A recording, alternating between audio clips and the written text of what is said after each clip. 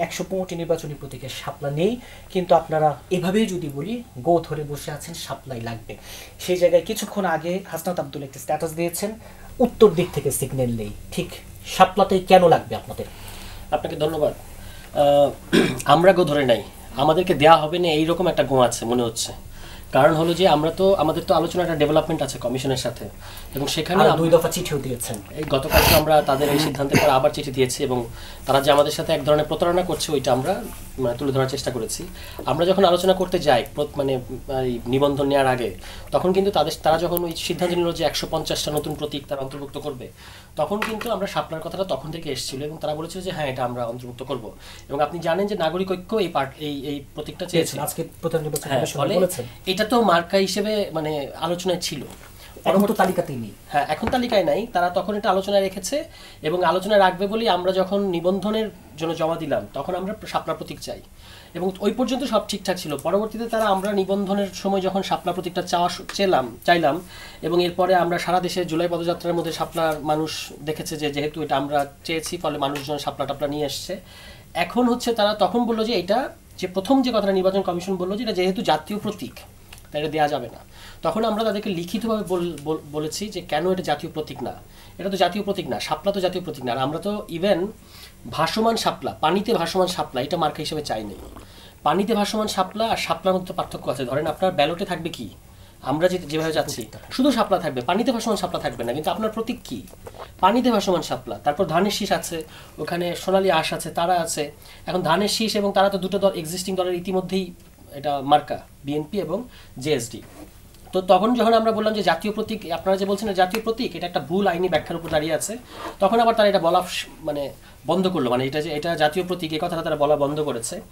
সর্বশেষ যেটা হচ্ছে আমাদেরকে খুব অবাক করেছে যে 3 অগস্ট লাস্ট যখন আমরা মিটিং করলাম তাদের সাথে, আমাদের নির্বাচনী টিম, তার প্রধান নির্বাচন কমিশনার হঠাৎ করে বললেন যে এটা আইনি বাধা নাই, কিন্তু এটা যেহেতু ডিজিএফআই এর লোগো, সুতরাং এটা দেওয়া যাবে না, এটা উনি বললেন।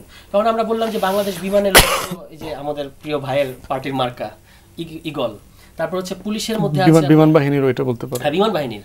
তারপর হচ্ছে আপনার পুলিশের আছে হচ্ছে আপনার ধানের শীষ। তারপর আমাদের মহামান্য সুপ্রিম কোর্ট আছে দাঁড়িপাল্লা। তো ওই সমস্ত এই মার্কাকে আমরা বাতিল করে দিব, দেওয়া যাবে না। তো হঠাৎ করে কেন ডিজিএফ এর কথা তারা তুললো আমরা জানি না, এবং পরিষ্কারভাবে তিনি বলেছেন যে আইনি কোনো বিষয় না। এখন পর্যন্ত দেখেন আজকে সিইসি রিয়াকশন কি বলেছে যে এটা কেন দেওয়া যাবে না ব্যাখ্যা করবো না, এবং আমরা এখন আপনি একটা সাংবিধানিক প্রতিষ্ঠান, আপনি কেন ব্যাখ্যা করবেন না? আমরা তো বলেছি যে আমরা কেন এটা চাই বা আমরা কেন এটা দিতে হবে। আজকে আবার তারা দেখেন নাগরিক ঐক্যকে, এতদিন পর্যন্ত কিন্তু নাগরিক ঐক্যর কথাটা আনে নাই, কিন্তু যেহেতু আমাদেরকে দেওয়া যাবে না, যে দুর্জনের যেহেতু ছলের অভাব নাই, এখন আমাদেরকে দেওয়া যাবে না, এখন নাগরিক ঐক্য প্রতীক না পেলে কিভাবে নির্বাচন হয় দেখে নেবেন সার্জিস আলম। না, এটা তো একটা রাজনৈতিক বক্তব্য। আর যদি আপনাকে না দেয়, ধরেন আমাদের সাকিব ভাইদের পার্টিকে লম্বা সময় অযথা দেয় নাই, তখন এটা কি এটা একটা রাজনৈতিক ইস্যু ছিল এবং এটা একটা আদালতের ইস্যু ছিল। তো আমরাও এটা রাজনৈতিকভাবে এবং আইনি প্রক্রিয়া এটার মধ্যে দিয়ে যাবো, যা যা আমাদের করণীয় সেটা আমরা করব। কিন্তু তারা যে কোনো রকম কারণ ব্যাখ্যা করছে না যে কেন এটা দেওয়া যাবে না। ওই একবার একটা কথা বলেছিল যে এটা হচ্ছে আপনার জাতীয় প্রতীক, পরবর্তীতে যখন এটা এটা খুব এভিডেন্ট যে এটা জাতীয় প্রতীক না, এবং বাংলাদেশের সংবিধানের 4-3 অনুচ্ছেদের মধ্যেও যদি আপনি দেখেন জাতীয় প্রতীকের যে সংজ্ঞা, এটা পড়ে না। ইভেন ওই জাতীয় প্রতীক বিধি 1972 সাল যেটা, ওখানে কিন্তু আমাদের জাতীয় প্রতীকের নকশা এমনকি রং পুরোটাই নথিবদ্ধ আছে। এই প্রতীকের জন্য আপনারা কত দূর পর্যন্ত যাবেন?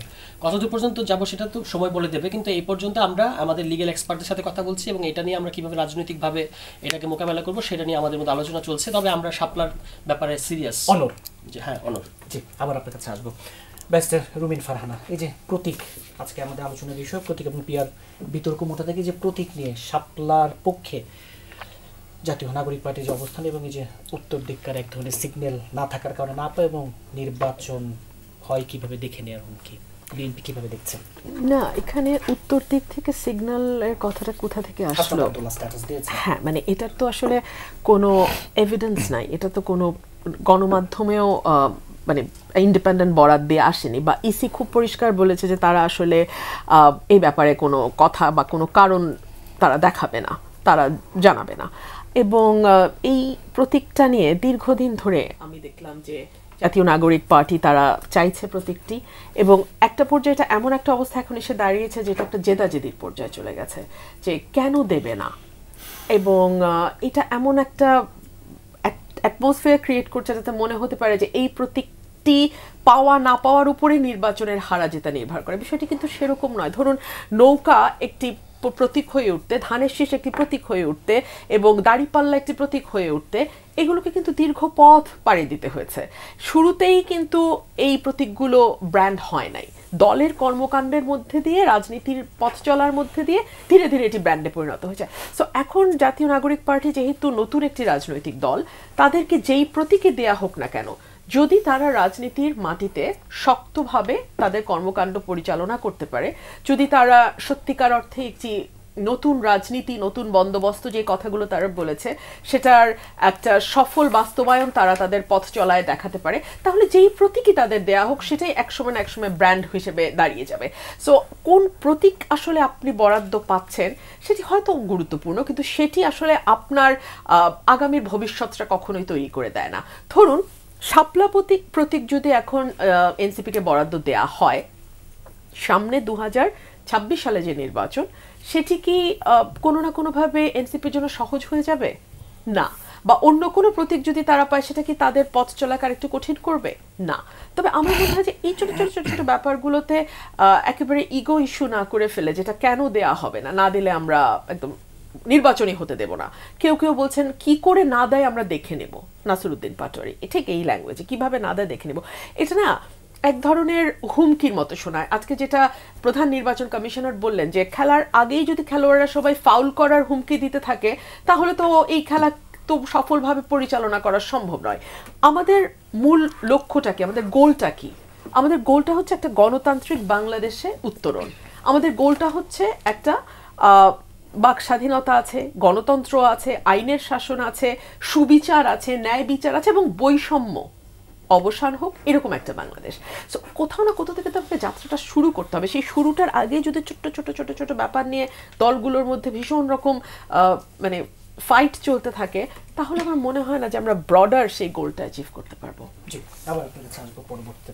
ব্যস্ত আসাদুজ্জামান ফুয়াদ, ত্রয়োদশ জাতীয় সংসদ নির্বাচনে প্রতীক কি আসলে খুব গুরুত্বপূর্ণ ইস্যু হবে কিনা? যদি নাই হয় তাহলে এই যে শাপলা প্রতীক নিয়ে। ধন্যবাদ। প্রথম কথা হচ্ছে যে আমার কাছে যেটা মজা লেগেছে সেটা হচ্ছে যে সচিব মহোদয় বলছেন যে শাপলা দেওয়া যাচ্ছে না, তবে নৌকা খালি আছে। এখন নৌকাটা কেন খালি আছে এবং এটা উনি কি মানে ইঙ্গিত দেওয়ার চেষ্টা করছেন কি না, যে যেহেতু এনসিপির নেতৃত্বে অথবা ওনাদের এই ফ্রন্ট ফেসের নেতৃত্বে গণ অভ্যুত্থান হয়েছে এবং যাদেরকে তারা পরাজিত করেছে, কাউকে ফেরত পাঠায় দিয়েছে, কাউকে দিল্লি পাঠায় দিয়েছে, তো যেটা আছে সেটা হচ্ছে নৌকাটা আছে আমাদের নদীতে, পানিতে, এটা এখনও চলে যায় নাই। তো যেহেতু শাপলাটা পানিতেই থাকে, তো ওই পানিতেই ভাসে অন্য একটা জিনিস সিমিলারলি নৌকাটা আছে, তো এইটার বদলে ওইটা নিয়ে নিতে হয়, কারণ দুইটাই ভাসে পানির উপরে। তো এখন আমি জানি না সচিব মহোদয়ের এই মানে perhaps very deep sense of political humour, ওইটা আমরা বুঝে উঠতে পারিনি। আমার কাছে মনে হয়েছে যে আসলে একটা ফিক্স প্রতীক থাকার দরকার আদৌ আছে কিনা। লোকাল ইলেকশনে প্রতীক চেঞ্জ হচ্ছে না, প্রতি ইলেকশনে তো চেঞ্জ হচ্ছে। তুলে ধরেন এই ধানের শীষ, নৌকা, লাঙ্গল, দাঁড়িপাল্লা, এই ফিক্স প্রতীক আসলে দরকার কেন? আপনি একটা টার্মের জন্য লটারি করে দিয়ে দেন। প্রতীকের সুবিধা যেমন আছে, অসুবিধাও আছে। ফিক্স প্রতীক থাকার সুবিধা হচ্ছে আমাদের দেশের যেহেতু আর্থসামাজিক বাস্তবতা, শিক্ষা দীক্ষা, এগুলোর হারের ডিফিকাল্টিজ আছে, মানুষ এখনও পলিটিক্সটাকে ইস্যুতে নিয়ে অ্যাড্রেস করতে পারে না, তো সে দেখে কিছু আইকনিক ফিগারকে তারা চেনে, আর হচ্ছে প্রতীকটাকে তারা দেখে। তো এইটাকে যদি আপনি প্রতীকটা বদলায়া দেন, সুবিধা হচ্ছে যে মানুষ পলিটিক্সে ফিরে আসবে, যে আসলে এইটা কোন দল, মানে এই দলটা আসলে কি চায়। কিন্তু এখন যেটা হচ্ছে যে আচ্ছা ধানের শেষ, ও আচ্ছা লাঙ্গল, নৌকা, প্রতীক দেখে ভোট দেওয়ার যে কালচার, তা আমি ফিল করি মাঝে মধ্যে যে কোনো পক্ষেরই পারহ্যাপস এত রিজিড হওয়ার কিছু নাই। পুরো জাতীয় প্রতীক টতীক সব ফালায় দেওয়া দরকার, প্রতি ইলেকশনে বরাদ্দ হবে, লটারি করে হবে, যে যেটা পায় সেটা নির্বাচন করবে। ব্যক্তি তার ইমেজ, দল তার পলিসি, তার ইস্যুস দিয়ে জনগণকে উইন ওভার করা দরকার। তো এই জন্য আমার মনে হয় খুব একটা minor issue, but of course everybody has their own politics.